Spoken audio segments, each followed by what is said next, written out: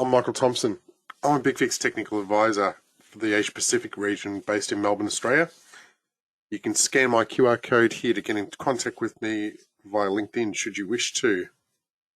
Today I'm going to be walking you through the installation of BigFix Compliance. Now you can see a couple of resources that we've got here for doing the install of compliance, as well as some of the requirements for the server and databases. Just some notes to mention here as far as this demonstration goes. With compliance, it's a Windows-only installation. There is no Linux-based install. In the install I'm going to be showing you here, we're going to use a remote database.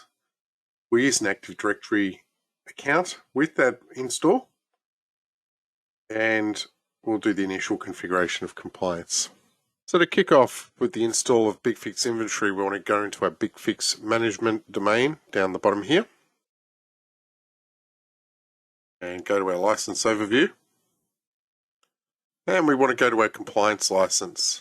Now, if you've got any end user license agreements here, you want to accept that. And then we want to scroll down. Actually, I might show all on the page here, and we're going to look for our SCM reporting capability. So there it is. We'll click enable for that.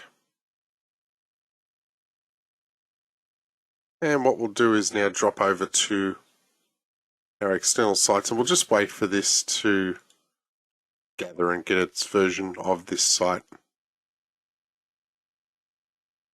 Now that our site's gathered, we just need to find our compliance install. So there we have our BigFix compliance server, first time install. Select my server that I'm going to use for compliance, and we'll just wait for this to finish. Okay, so this is now finished, so we can switch across to our box and do the install.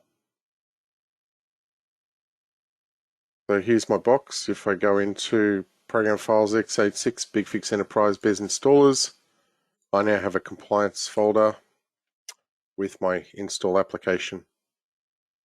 So sometimes it doesn't let you extract this file here, so I'll go and put this in my dump directory that I've got.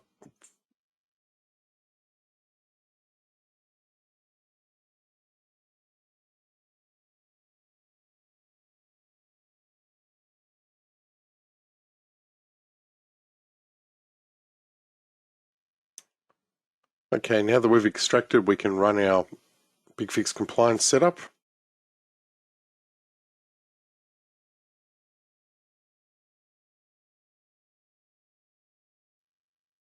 We'll just click OK for English.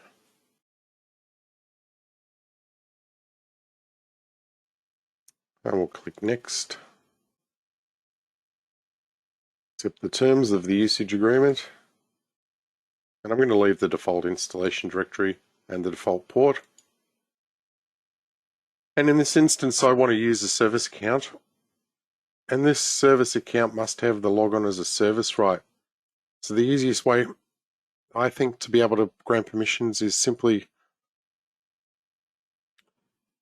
find your services.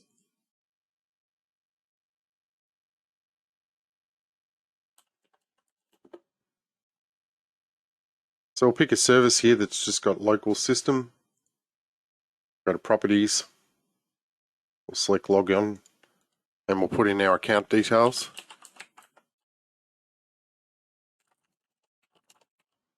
And when we click apply here, we're going to get a message to say that it's been granted the right. We can now just change this back to a local system and apply. And that account's now got permissions. So we can switch back to our installer, put in our account, our password, and click install.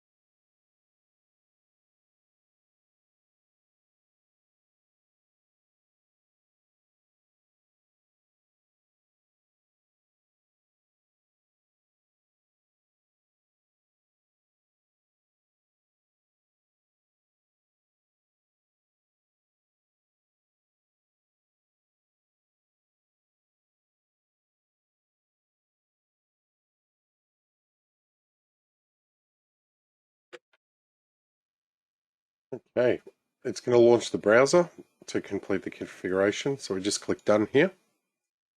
Okay, if your browser doesn't launch, we can launch the browser ourselves.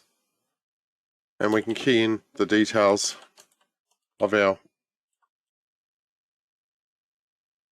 compliance service. So we do HTTPS localhost :9081.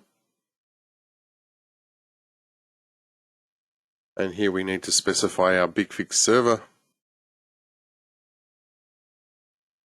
because I've got my database on my BigFix server.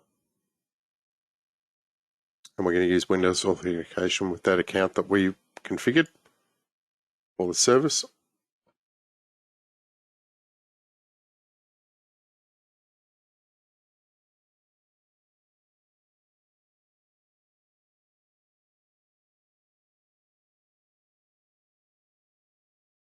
Okay, so a database should be created. So let's jump into our BigFix server here and see that the database has been created in SQL. And there we are. We have it there now. So we need to provide a administrator account for this. I'm just going to put bfadmin. Okay, not meeting the password complexity. And now we need to finally configure our data source. So it already knows where the database is. We need to provide the BigFix server name if it's different to your database.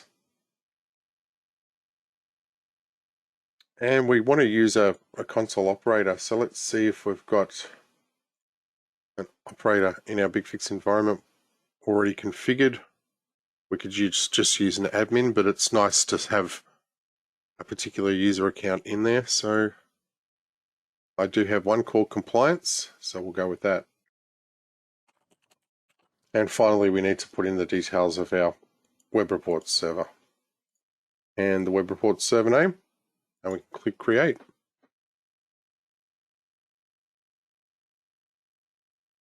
Make sure you put in the port number. I thought it would default. Okay, so we've finished creating that data source. So now we can finally finish off the install with our import now. This can take, as it says, a few hours depending on the import, but once this import's finished, the initial ETL, which is electronic transform and load, has completed, and you'll have some preliminary data inside your BigFix compliance. Then you're at the point where you can start configuring your compliance checklists and customizing that for your environment, which we'll show in a later video. So thanks for watching. I hope you found this video helpful. Here's the usual links that you can see to be able to find more information on BigFix or interact with various social platforms. We'll see you again next time. Thanks so much.